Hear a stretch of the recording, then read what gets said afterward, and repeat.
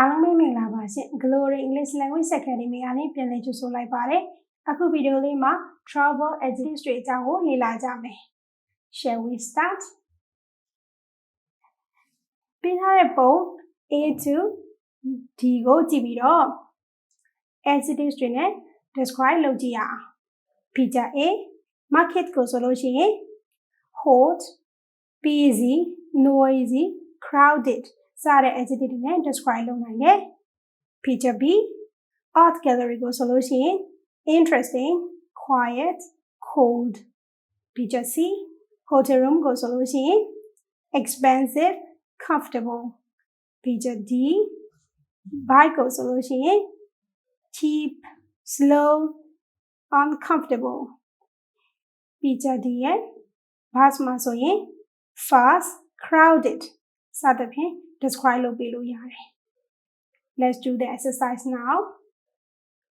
Match the adjectives in column A with their opposites in column B. Column A က adjectives တွေကို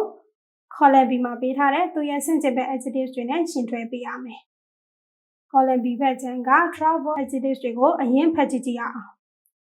Noisy ဆူညံသော Empty ဘာမှမရှိသော Boring ပြင်းစရာကောင်းသော Cheap ဈေးပေါသော Cold အေးသော Uncomfortable တက်တောင့်တက်တာမရှိသော Slow နှေးသော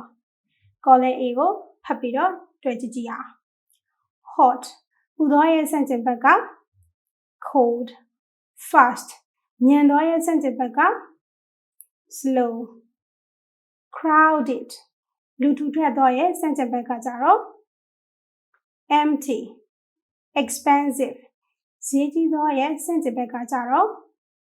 Cheap Comfortable တက်တောင့်တက်တာရှိသောရဲ့